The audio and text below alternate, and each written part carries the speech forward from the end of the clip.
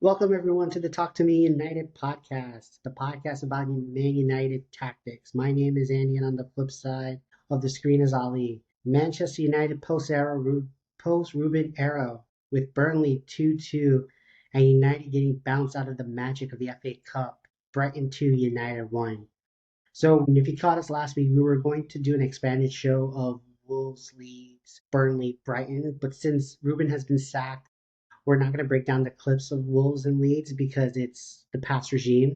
So we will break down the stats and formation of Ruben's last game and go through the clips for Burnley and Brightly to compare and contrast to discuss where does United go from here. Ali, what are your thoughts? Man, so much to unpack. I think one of the biggest takeaways is that back three, back four doesn't matter, right? The squad is bad, right? The players right now, they're confused. The past, two games, Fletchers had more at his disposal. I completely understand and I respect what he's done for us. But he's getting a lot of he's really well respected, his football knowledge, all this. But he's not. It's Manchester United. Yeah, you could be a technical director, you can manage the under 18s, you can do all these things. This is the big job, right? And he's doing the best he can. I can appreciate that. But even being in a back four, it's not gonna alleviate the problems. And right now, to me, attack looks alright, defense looks okay. Midfield, like we keep saying it every week, midfield is the problem. And until we get adequate replacement in there, we're just gonna be a basketball team. We're gonna concede a lot of goals, and we're gonna score more goals than last season. There are goals in this team. We know we're gonna get Mbumo and Ahmad back from AFCON. Esco looks better, and Bruno's in his best position. So it doesn't really matter about the formation at this point. It's literally just inshallah and vibes. We're gonna try to break it down as best we can, but yeah, it's like chaotic. And for me, the biggest thing is the players look confused, and there is no press. There's not. The press is so off. But I'm not gonna scrutinize the players that much because it's a completely different system change. If you're asked to do something for like a whole year and then you got to go back to something else, like you're not gonna get back to it. Brighton are a very well coached team. Burnley, we should have won that game. That's kind of a freak draw. But Brighton, I think definitely some realization there. They didn't even have their strongest squad out. But yeah, back three, back four doesn't matter. The players are the players. How do you feel? So where do I go from here? Basically, I will say that it's funny that Fletcher did throw the players down after the match against Brighton yesterday. It's basically saying that how they, folded under pressure and, sorry, they folded under pressure and everything like that. Like they need to be better. So it's like, again, interim manager, it's just, same old, same old. The players are at fault. That's why it's like, we can never we're going to be stuck in this cycle unless Ineos, Glazers, whoever at top commits to a rebuild. Let's be real. They need to commit to the rebuild. They can't, everyone's trying to do it the cheapest and the fastest way possible. And that has not worked for the past 13 years. Let's be real. Let's call it what it is. Everybody's trying to do cheap and fast, and it's not working. I had trust with Ineos to do it right with Ruben, just because of, they'll give him 3 years, give him a squad, then judge him from there. But clearly that wasn't the plan. Something went wrong. And I will say that Jason Wilcox, you are on the clock now. You should be the next one to go. I think if we want to have any type of trust in this regime, any else, they should sack Jason Wilcox because I feel like the fish rots from the head, and that's where it is right now. That's what caused Ruben's sacking. So there, but in terms of outside of that, in terms of the team, like look, like you said, I think it doesn't matter now, even if Ali does not become the manager or not. I texted Ali this that if Ali becomes the manager, we should just stop with this podcast because it's not going to be tactical breakdown analysis. It's just going to be vibes and inshallah, as Ali has said. So because and you see it in the game, it's like I can't tell like a press because under like for example under Ruben, when the opponent has the ball, the outside of possession formation was either a 4-4-2 or 4-1. Compact, you know what they do. People know, the players had their instructions of what to do. For the past two games under Fletcher, there is no set formation in terms of the opposition press or opposition out of play. So basically, what I've seen is that I've seen four or five.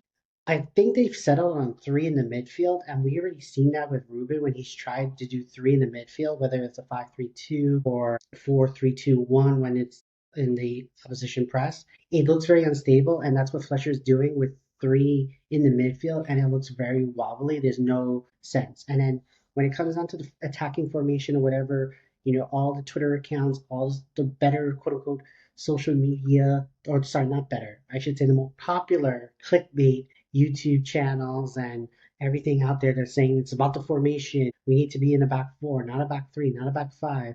You need to bring in, if you're down a goal, you need to bring in offensive attacking players, not defensive minded players. And in the past two games, we have reverted to a back three. We've actually gone back to like pretty much how Ten Hag has played, where you have either Casemiro, you have your two center backs, and then the center midfielder, the CDM or whoever, because it's interchanged between Kobe and Ugarte and the Brighton match. But basically, one of those will drop back and make a back three, and then everyone else pushes up. And then if it's not, whoever's not in the back three in the midfield becomes that one, and then it's a six attack. And then that's kind of let us, get being open and press, etc. So to all those Twitter accounts, all those YouTube people, like you got what you wish. You got your wish of back four. We still have the same issues. What else can we do? It is definitely the players, and then also to this whole thing about Man United DNA, United DNA. Are we going to go back to like, Jose's speech about football heritage? Because the DNA does not work. And there's two tweets that I saw that was about, United DNA got exposed in 2009 and 2011. Pep in his tactics neutralized Sir Alex's team. And in 12 and a half years later, since Sir Alex has left, the game has moved on past our United DNA. You need to have tactics. You need to have out of possession tactics, etc. That's what Ruben was doing. That's what's building. Any elite manager, any elite team has these things. But we as fans are going on to the nostalgia of Manchester United DNA, 4-4-2, attack, attack, attack. Get your wingers, bomb out forward, etc. But that's not sustainable. You can win cute games, but it's not sustainable over a season, and we have seen that. And it's kind of frustrating, and it kind of goes back to my point of both fans and ownership want a rebuild fast and cheap, and we're not going to get it anyway unless we commit to Arsenal. Arsenal did it right. Liverpool had did it right. We don't have the finances. We do have the finances, but nobody wants to spend the money like City or Chelsea to revamp the squad, get a new squad every 18 months, right? That's unsustainable, and you get into financial fair play issues, etc.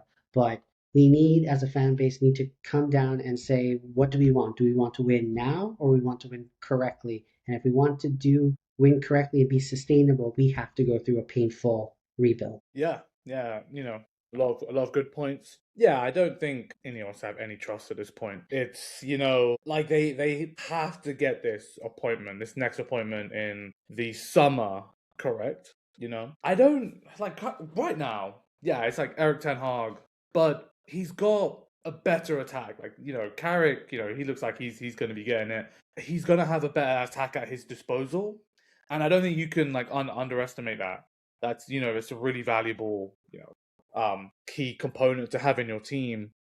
And it's just interesting because I was speaking to my mate yesterday, and he was just like, for me, like I actually just I don't think we're that far off in terms of if you just look at the basics, midfield, defense, attack. It's just that midfield. We just need a rebuild there, just as like we had a rebuild in attack, and that's going to cost money, but you need to make sure that you have a long-term vision for that.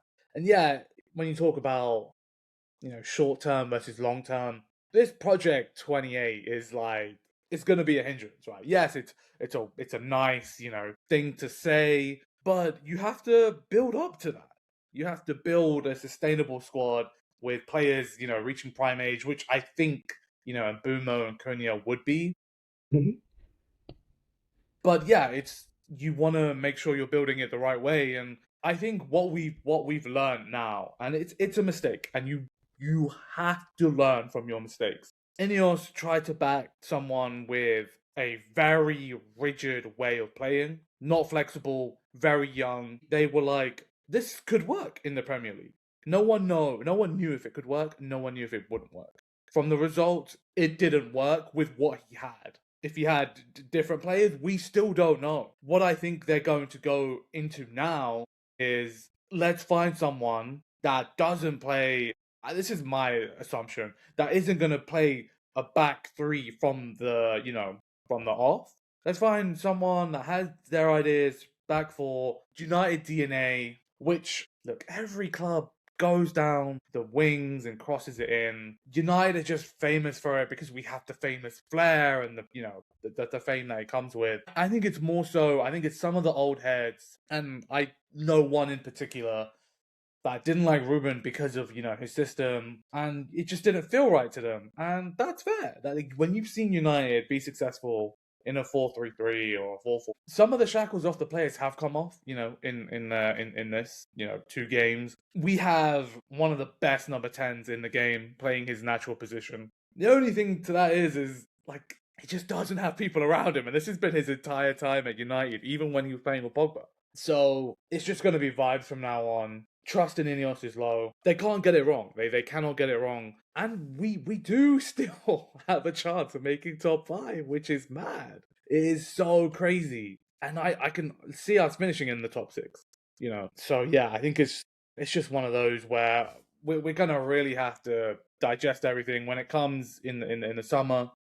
It's going to be a big summer, and yeah, I think right now, I think key priorities would be the midfield has to be sorted out. Casemiro has to play. Like, he is just our best midfielder. He's got no legs.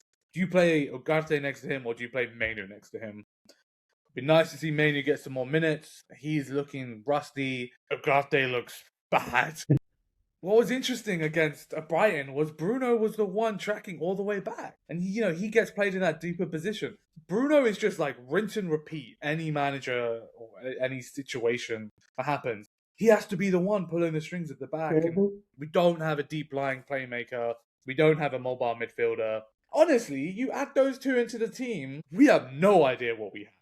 We don't know if we got like a Champions League team. We don't know if we got a title challenging team. We don't know what we got. That's the kind of like optimistic view I'm looking at. Acuna, man. Well, that's what I was going to lead into with that in terms of Cunha, because 2 points on your thing about Ineos and stuff is like, one, I keep saying this, like, I trust them with their player recruitment these days, just because now we've seen players switch from the back three to the back four, and look who they brought in, and it seems like it's run seamless. Like, Lament had a little bit of a couple of like little errors about giving up the ball playing out of the yesterday against Brighton, but I still felt confident of him having the ball, playing from the back or doing long passes down and stuff. Like, I felt safe with him. Yeah, Burrow looked great. Everybody who's brought in by Ineos except for Ugarte, and in Cunha is the issue, because I was gonna say for you is like, I think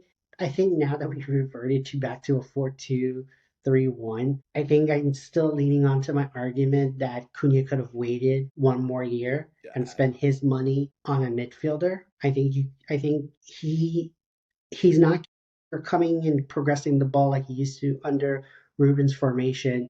Now he's more like Bruno 2.0. He needs to have the ball to do heroic individual acts, and it's kind of like killing the vibes and the attacking and not making the right passes, etc.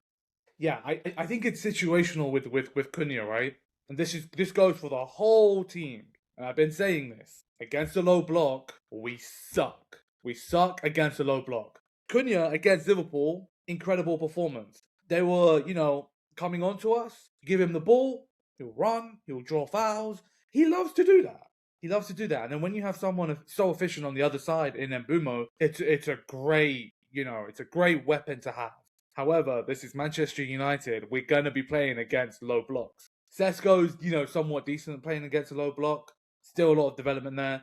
Cunha, there's not going to be much development there. What can Cunha do against a low block? He loves dribbling. He loves taking these crazy, 25, 30-yard shots. He needs to develop. I think he has it in him. But he's kind of like, low-key kind of reminding me of Sancho. Like, he's someone that can play an eye of a needle pass. Sancho's probably more well known for it, Hmm. but he's just not producing it. And that's because like the level of a player like Verts, right? Verts will be able to do that. I think he's very like he can play a pass that not many people can. He can get the assist to the assist. Hmm. We need that from Cunha because Bruno, he's creating everything from that side. Bruno and Cunha, they can, I feel like they've got decent chemistry, but yeah, he really needs to up his game, Cunha. I just think like look, we got City and Arsenal coming up. Don't be surprised. I won't be surprised if Cunha has a crazy game against City and Arsenal. If it's countering, or progressing the ball, he's going to be great at that. But then when we play, a low block team, we're going to get stifled, and that's been our problem for a while. Then you break that down. It's play styles, right? Against a low block, you need to have a certain play style of how to break that block down. We don't have that. The only one that can do it is Bruno, and he's not the most efficient, man. He's great in transition and against a mid block. I think he's world class. Against a low block, he's the only player we have. What the other thing about Lemons is he's going to need to play out the back now. We're playing out a back four. You don't have that back three where you can give one of the back three the ball, create a box or a diamond.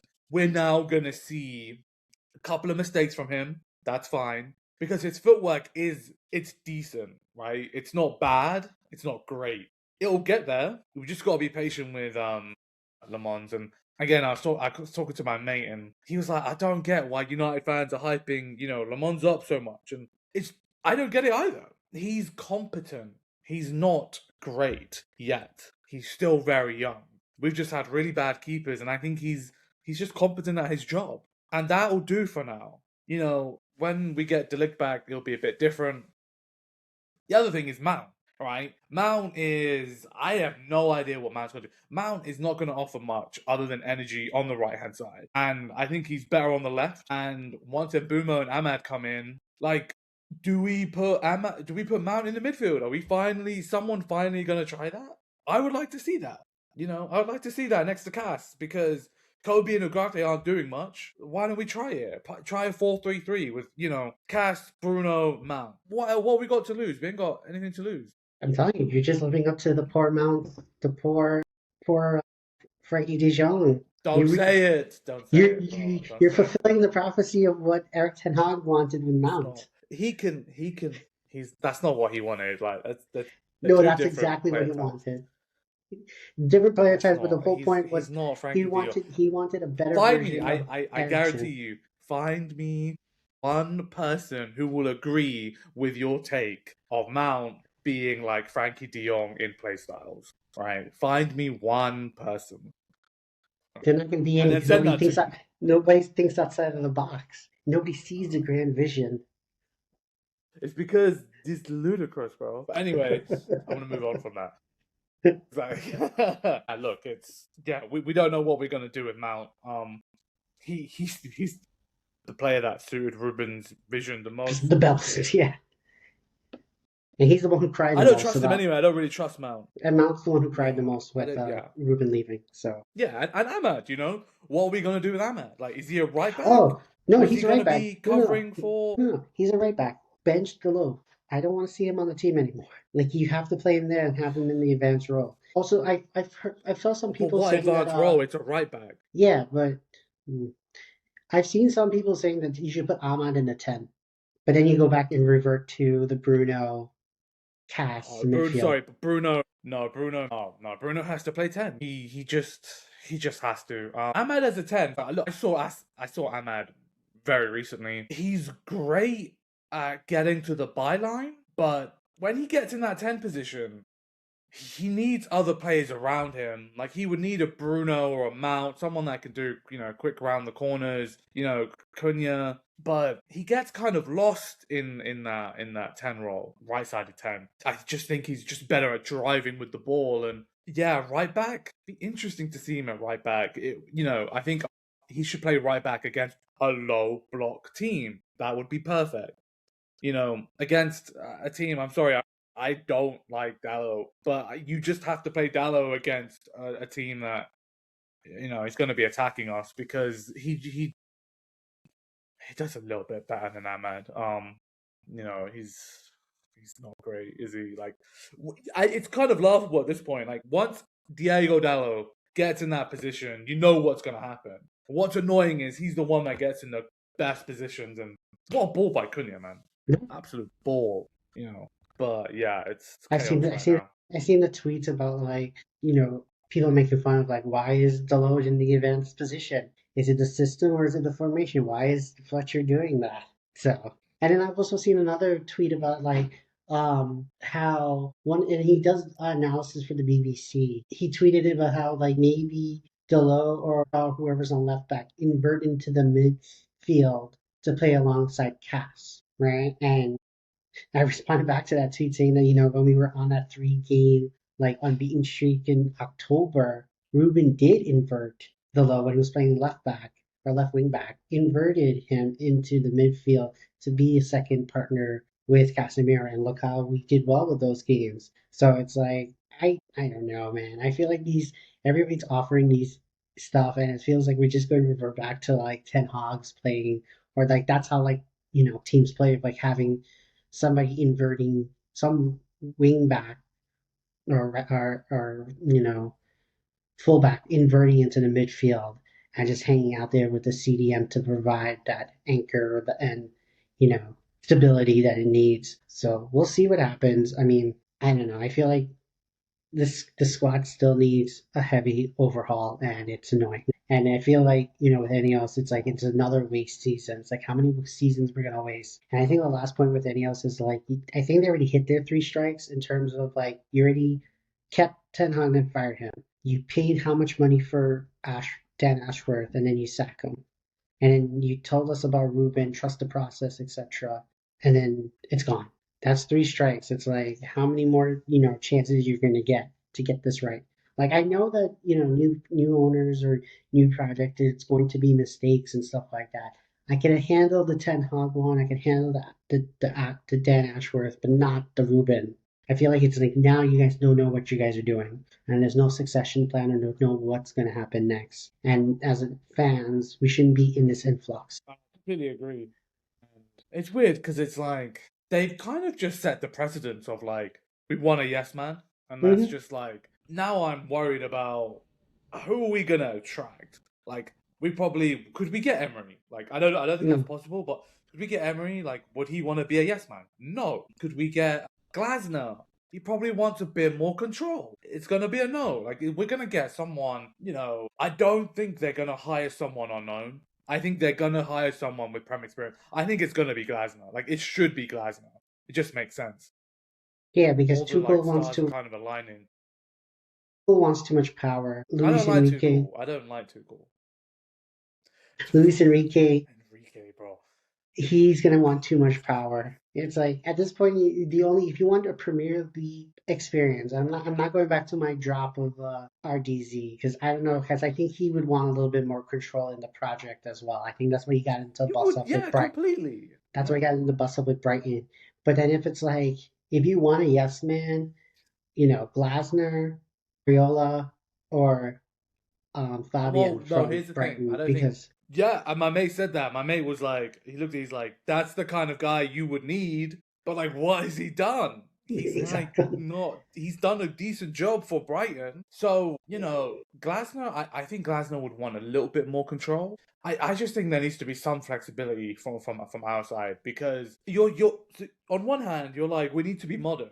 And they are trying to be modern with, technical director, sporting director, like they are trying to be modern, but there has to be some sort of flexibility because it's Brighton. Like Fabian's not gonna get the same level of scrutiny. He never got the same level of scrutiny that Ruben did. Right? There's levels to this, and yeah, it's just you need to have some. I just don't understand, man. Like football isn't. I guess that there have been examples of like Emery. I look at Emery and I'm just like, he does kind of do well with what he's got, but there just has to be some input from the guy who's gonna play you. It needs to suit your style somewhat. If it's like if you've already planned your next 3 managers, right? And you're like, okay, we're gonna have him for Chelsea. 2 years or 3 years, and him for 3 years, and him for 3 years. Right, yeah. Then you can kind of be like, we're just gonna get these players that can play different formations and be flexible, which is, what we're supposedly doing. But those players still need to fit into an ethos of the manager. Right. And that's just not what's happening right now. I mean, it would be funny because we're filming this midday, or New York time morning, Monday, midday UK time. But basically, all the indications that Carrick might get the job, and I was thinking maybe they do Ollie 2.0 in terms of he does well as the interim, and then they get a yes man and make him permanent. I think that's a possibility. I That don't. Yeah.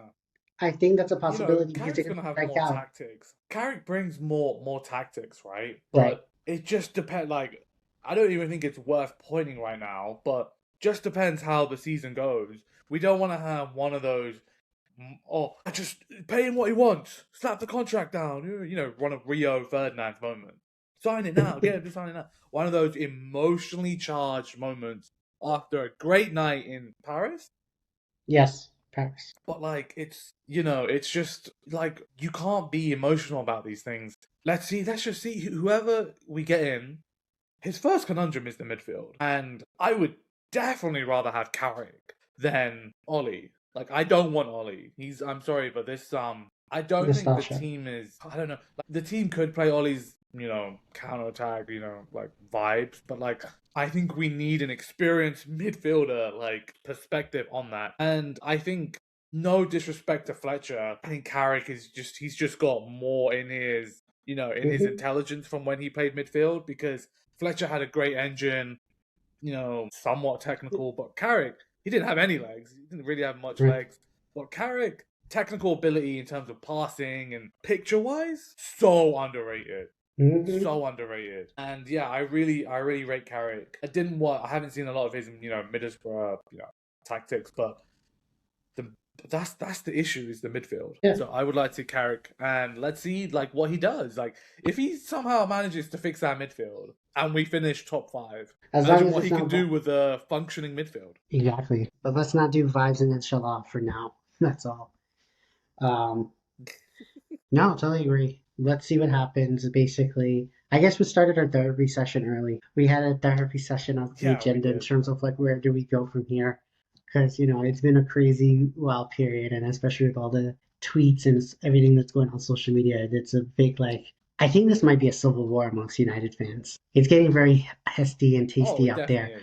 on social media in terms of if you're Ruben or Ruben out or like I see a lot of people are like, "Oh, why are you laughing that Manchester United's losing games? You should be a fan. You shouldn't be like putting your team or putting a manager above your team." But it's like, dude, we are stuck in this rut.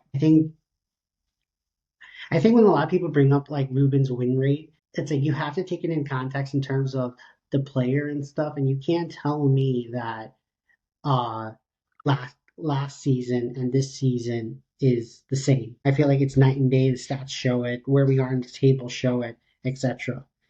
So to kind of use his win rate against him, it's like, guys, that's like agenda pointing. Like we're not defending him. Just take the context of like they asked him to come in mid-season, take over this team. He didn't want to switch. We suffered. Now we see kinds of fruits of his labor coming in, but he knows it doesn't need it. Back to your earlier point at the start. Honestly, under Ruben, we're just a 6 and 8 and a wing back away to be top 3 next season. And then the I don't following think you can season, say that. I don't. Yeah, I think we so. don't know. We don't know.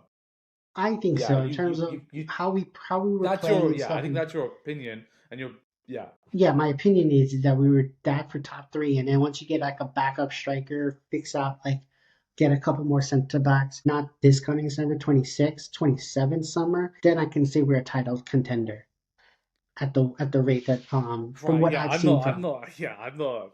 Yeah. Yeah. I completely appreciate that's your opinion. I just think that you got to take it into context of what he actually has and what he did with what he had wasn't great. What I am very very uncomfortable with is the way in which he got sacked. He got sacked for saying You were gonna promise me something. I'm trying to do the best job I can. I'm under scrutiny from all these people. You promised me something. You didn't deliver. I need to manage this team, right? And he got screwed by the higher ups. And I kind of, I definitely commend him for speaking up, right? Because from a moral perspective, that didn't sit right with him. And another guy would be like, you know what? I'm just gonna stay quiet. I'm just gonna let this pressure build and build and build. I'm just gonna compromise my morals. That's not Ruben, right? Ruben has his morals. He has his principles. He stuck to that. Last season, yeah, wasn't anything. But I have question marks over Ruben because if you do give him like those midfielders, he's still he's just very inflexible. Like he has no flexibility, right? And he could have tried someone from the academy. He could have if you're that desperate, try someone from the academy. Put Mount in there. Put something. He just wasn't flexible at all. He was like, these guys are bad. I'm just gonna leave it as this. I'm gonna leave Bruno and Casemiro in there. He just didn't tweak anything, and That's fair. his substitutions were like his Rough. in-game tactics were really bad, and I think I just really value a manager that can change, that has the confidence to change in game. I think that's you're backing yourself because you're like, the players are gonna understand what we worked on in these two, different transitions and things. And like you said, he did do that with Dallo. He did invert him, and we were better. He's just really young, man. He's just really young, and he's only experienced the Portuguese league. I think that's another mistake Ineos made. They've gone, let's go get a young talent. We want to have someone that's going to be here for. Let's start with 3 years and build on that. Yeah, and it's really sour, man. Like that, the way he was it doesn't sit right with me. I don't support that at all. You just in a position where you don't trust the manager, and the next guy who comes in is gonna feel the same. So I genuinely feel like the next manager that comes in needs a clause in his contract that's you cannot fire me, or you fire yourselves before you can fire me, right? We just need a 3-year process. Yeah, they do. Commit. It's never gonna happen. Yeah, you just have to commit. I just want to see a project where you're committed, and we're not far off. We're not. This isn't where we were like under Ten Hag. No attack, no midfield. Now we're just missing a midfield. And yeah, we're not far off, man. It's just such a sour exit, I told you I would have liked Ruben to stay to the end of the season, right? Right. Totally fair. And had Ruben finished top 6, you would have had to give him the midfielders. Yeah, he would have been given the midfielders. Then you don't know what the next step is, The other thing is Sesko looks different. Sesko looks different. Probably prefers this formation, and I want to see that, man. I think a lot is going to ride on Sesko, and it's good that he's got those goals. Yeah, it looks like his positioning is better. Like, I don't know if somebody sat down with him and was like, do these runs instead of staying static, or just having that in game. Bruno's like, make that run. Because Bruno's now a lot closer to him, and you don't have to do much for Bruno to find you.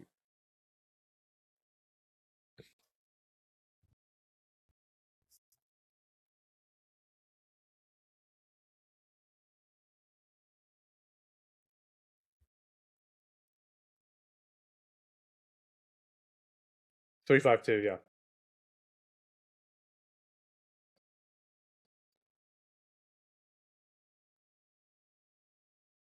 Bruno being closer to him. Yeah. Is helping. That's a bit different though. Like when you play as a 2, it's like I'll knock on the headers and you go in behind, or like I'll go in behind.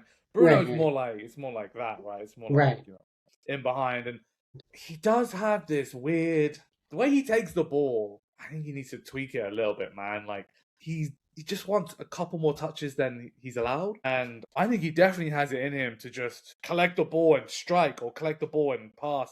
He takes one touch too many. And I think he's going to learn that. He's definitely going to learn that this season. Like, he will learn it. And put him closer to Mbumo. We'll see what happens. Let's go. Oh, so We're just going to switch it up for this time in terms of going to the stats first, because, like I said, we're going over new regime to the previous regime, and then Ollie then will break down the clips. So I'm going to present my screen in terms of a graphic from the Premier League. So we're going to start off with this is the average position for Leeds, right? So we can see clearly a back three, your wing backs, and then everyone atop. So pretty much a 3-1-6, but in the back three formation. Now, when we go to the average position against the draw against Burnley, we can definitely see a clear back four. You have your two mids pretty much staying line to line, and then everyone ahead. Typical United. So now we're just going to jump over to the Y Scout report. Again, we're partnering with Y Scout this time to get all of our stats, etc. So basically, here I have pulled up is the Leeds game. This is Ruben's last match. Clearly in the back three, you've had Casemiro as that one, and then Ugarte's playing ahead of him, and then everyone else. So very tight and compact. And then, the thing that we were talking about, Ali jumped into it with regards to the press. Shockingly, under in the Leeds game, we were pressing them about 8.6. So that was a good, consistent press, as you can see through the line here. Press, press, press. And then when we dropped off, that's when they kind of scored the goal. Got into a rhythm and scored the goal, and then we took it back to try to get the winner. But nothing too crazy. You know about the XG. We've talked about it many times here. The XG, the formation, etc. Pretty straightforward in terms of Ruben's last game. Nothing out of the ordinary. This is what we've talked about in the past. Is what it is. So now we move into Fletcher's first game, and now we have. So yeah, that's the breakdown of the stats. As you can see, pretty much is that we were in a back three under Ruben, still pressing intensely. Then in terms of under the Fletcher administration, regime, whatever you want to call it, we've gone in the Burnley match, we were still looking in a back three with pressing still there. And then in the Brighton match, we definitely showed with, playing our back with two center backs with the central midfielder dropping in, and then we kind of let up on the press. And then Brighton had more XG than us. So, and that's why they won the game. So those are the stats in terms of showing the regime. Ali now will go and break down the goals from the Burnley match and Brighton. Thank you, Andy. So we're just gonna jump right into the first goal conceded in the Fletcher era, and it's an own goal. So Burnley come out, and there's just no press. There's no press. Casemiro finally gets met, and Burnley just play safe. And the smallest of movement is catching Casemiro out. That is unacceptable. And when that gets played in, Heaven tries to meet the player out, and both the other defenders have got a player. We got the majority in the box, and that's just unfortunate. Aiden Heaven sticks the legs out. I know he's got his arms around his back. He doesn't want to give away a penalty. That's how he's been brought up, because he's a youth. But could he be a bit more tense? Yes. But the problem lies here when you walk off Casemiro. Like, it's a half attempt there, and that's too easy. Way too easy. And for an opposition player to come in, he's jogging at this point, right? And then he does get met, and, you're questioning the rest of the team. Like, what's their structure? You can clearly see there's a 4 and then the 2. And this is why it's gonna be basketball football, right? We're gonna have the 6 at the back, and the rest of you go enjoy attacking. Eric Ten Hag style. What are your thoughts, man? Dude, yeah, just shows the highlight of, no legs in the midfield and the low. Not Andy Casemiro. with all Ugarte, the Bruno. agendas, bro. I Against have no Kobe. agenda. I You know want what? players When to play Kobe better. gets when Kobe gets great, we're gonna remember, Andy. We're gonna remember. I want that to happen. Don't get me wrong. I want that to happen. And I want him to wear our You're shirt. slandering him, bro. I want him to wear. This is supposed to make him better. Slandering it. Like he's still young, right? You're But you're again, we like go the back way to. you talk about Dorgu is, he's young, spacing, it's like Mainu is playing the most complicated position on the pitch. He's got all angles. He's not quick, right? We don't know what kind of engine he has. We know his skill set. He needs people around him, right? So, Close so this go. control, press So then resistant. this goes back to my point. Where, or our point that we both have made. Where does he fit on this team? You've said that he needs to be. He fits in this midfield team. three. He fits in this team. He doesn't fit in. Fit. He's in Midfield three. Ruben's team because you need two players there, right? And here you have Bruno, who's a lot closer to you, right? And I think it's not set positions, right? You could But play a 4-3-3. You can have him and Bruno in front of Cass, right? He's gonna have a lot more joy playing here than he will under Ruben. no, it's not. It's gonna take him a couple of weeks. And But this is the thing, though, right? If you're saying that Bruno plays in the 10 and he's more advanced, right? And in every setup, it always will be a midfield 2, theoretically and practically, because you're still going to have Ugarte / Casemiro in the 6 and him in the 8. There's still going to be, it's still 2 in the midfield, right? That's where I can understand the argument in terms of, okay, it's 3 now, right? But Bruno's not playing closer to him. This is where it gets confusing for me in terms of what are we asking Mainu to do, like in terms of what between a two it's midfield fluid, 2 man. and a 3. It's a fluid, bro, because yes, we're gonna see him next to Ugarte or Cass, right? Right. But then occasionally Bruno's gonna drop in, and then he's gonna go further forward, and occasionally he's gonna sit. I worry about Kobe when he sits, right? What I think I would like to see Kobe sit when we play a low block, right? Sorry, but when we play against a low block, right? But then we have Cass, and then I want to see Mount and Fernandez in front of him. I think Mount we need to utilize his energy. He has legs, Mm-hmm. for a very short time. He's got legs, but there's a rotation. To be honest, there wasn't much rotation against Brighton. It was literally just 2 of them. But this 2 is different to Ruben's 2, right? Because Ruben's 2 was getting dragged. They had from like side to side, and he wanted one more advanced. But this one, Bruno or whoever's playing that number 10, it's going to be Bruno, is going to recognize, and he should be coming in, right?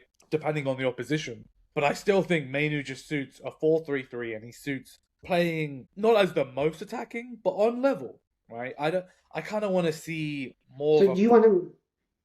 So with the holding midfield, and your 2 advance, something like what What do you say? Klopp played. Yeah. You have what it is. It's more like a Fabinho in that holding midfielder. Fabinho. Yeah, holding midfield, and you have Yeah, your 2 yeah. 10s or 2 8s, whatever you want to call them. Yes. You think that would be That's better my for favorite Kobe? formation, right? Yes. For Kobe. However, my thing is, he's not gonna be like running. He's not a runner. He can get around the pitch like jogging, but he's not got loads of legs, right?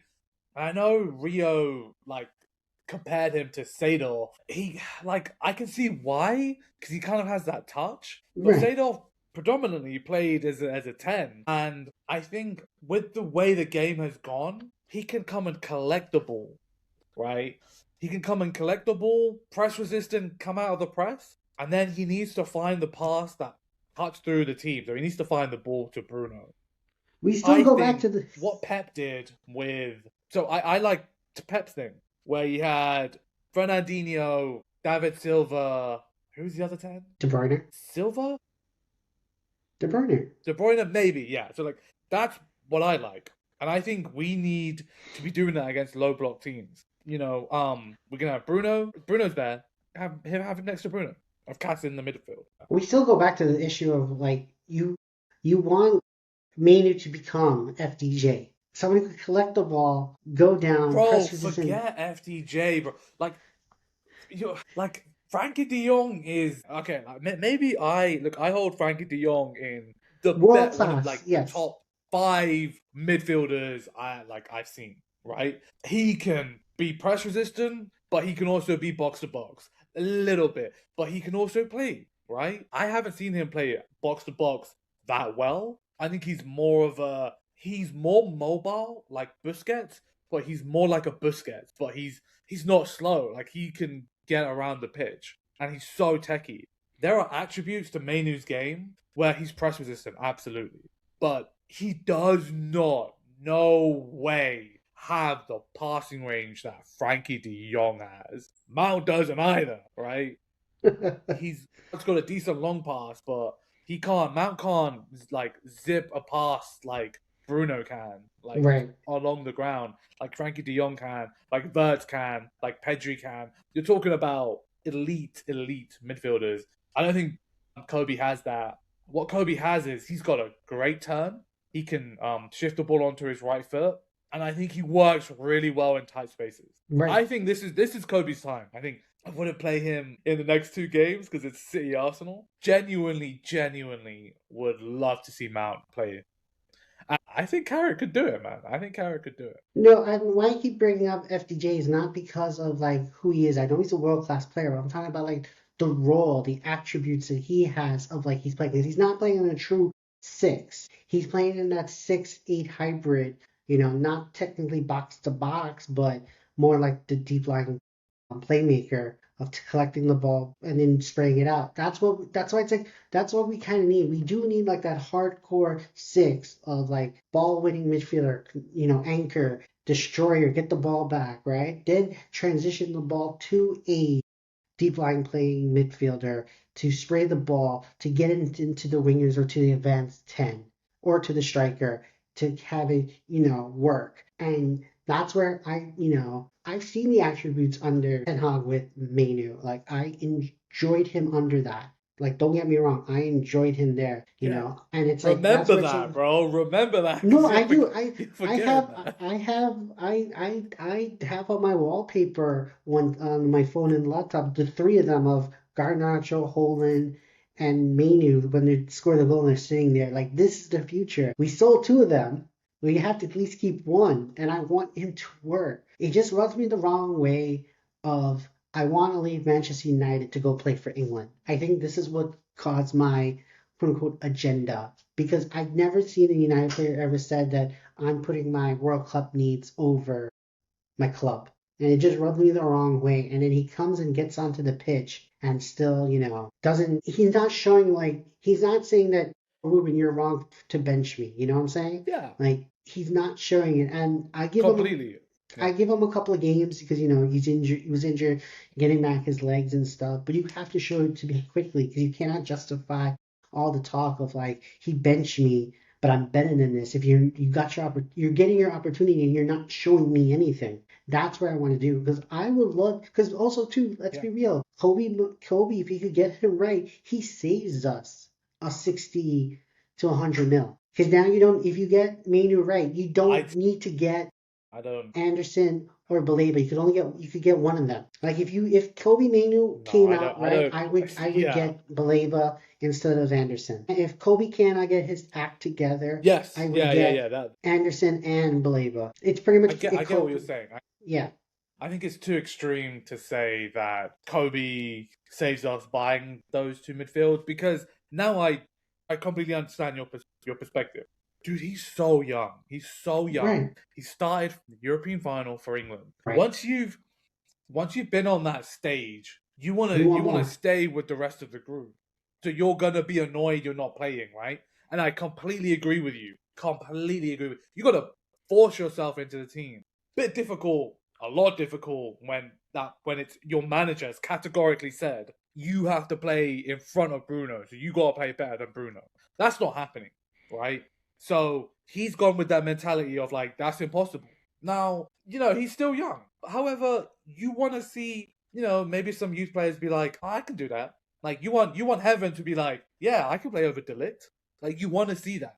So that, there's that element to it. I don't think, even if Kobe comes right, he saves us having to buy two midfielders. We need categorically two midfielders, even if Kobe plays out of his mind, right? There's like you need depth in that position.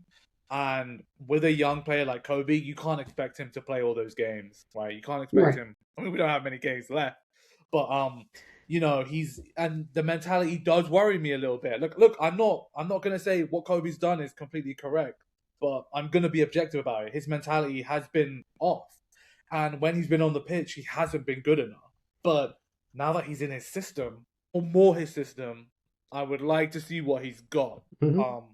Because there are some, I honestly, when he was coming through, like I was amazed at some of the things he did.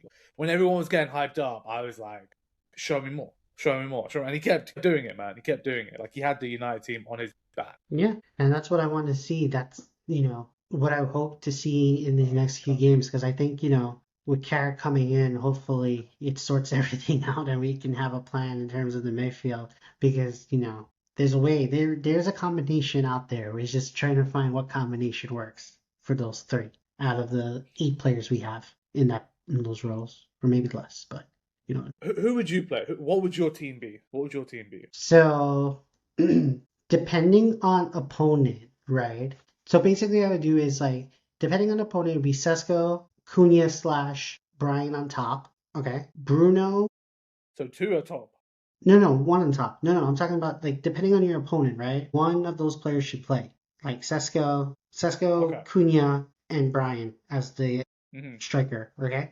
Then for right wing, it should be Bruno. Okay. So it should be here the madness, right? So your striker should either be, like I said, it should either be Sesko most of the time, but if you're gonna drop Sesko, it should be either Cunha or Brian.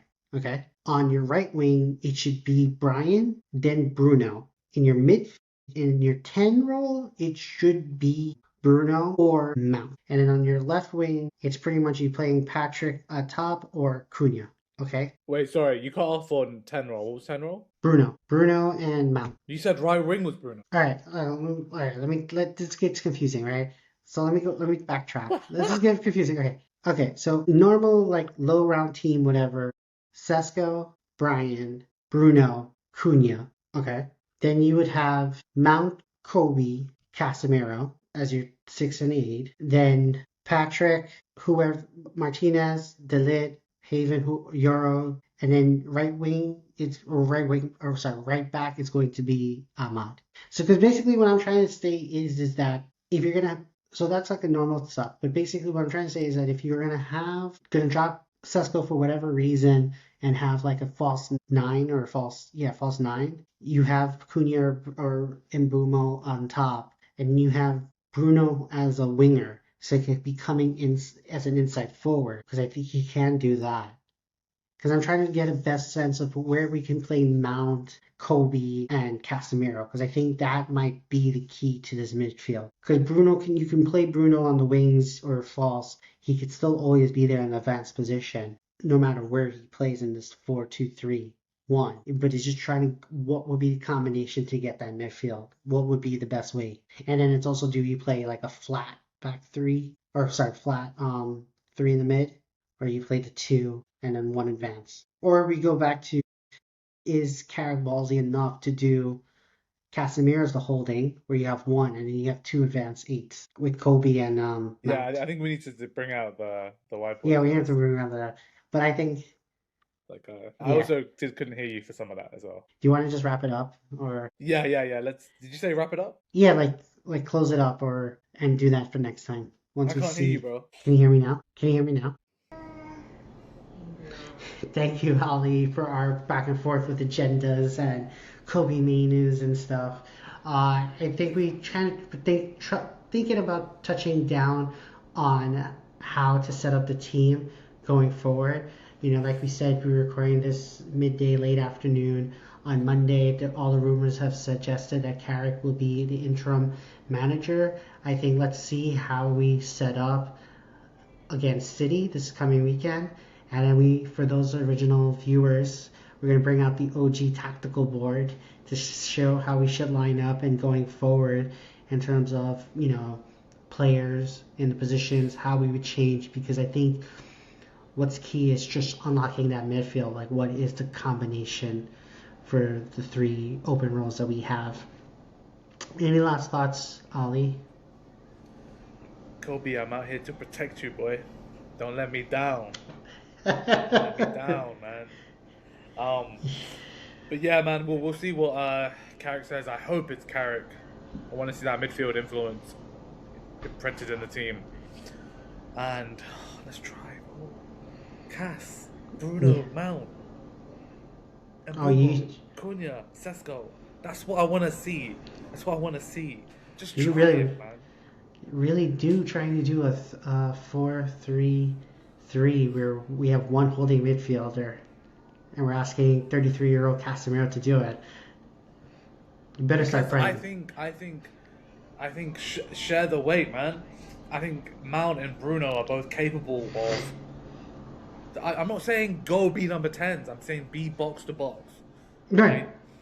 That's what I'm saying. I'm saying don't be so rigid. Like if Mount is the most forward, Bruno come down. If Cass is the most forward, Bruno and Mount come down. Like it's yeah.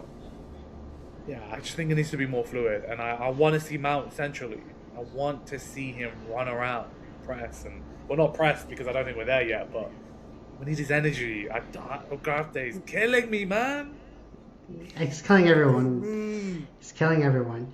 And more news about Carrick. It is leaning towards Carrick because apparently Ollie wanted a big bonus if they made it into Champions League, and that he's definitely hoping for the job permanently again.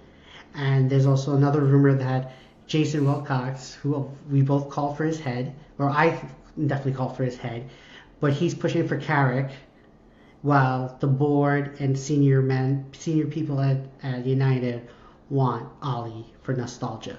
So we'll see, but Fabs and a few others, Laurie too, has dropped that it's going to be Carrick, that everything's going to be finalized by Wednesday, and he has a couple training sessions before City for lunchtime kickoff. Big game, man. Big game. Derby, man. Yeah. It's put up or shut up time now for us. So that's our review. New regime is here. Carrick is coming in. We'll see how it breaks down. So again, if you're new to the channel, please like and subscribe. Drop us a comment. We see your comments on TikTok. We see those comments on YouTube as well. We're getting to them. We like the engagement. So again, like, subscribe, etc. It was a pleasure again talking to you, Ali. And we'll catch you guys on the next episode. Peace.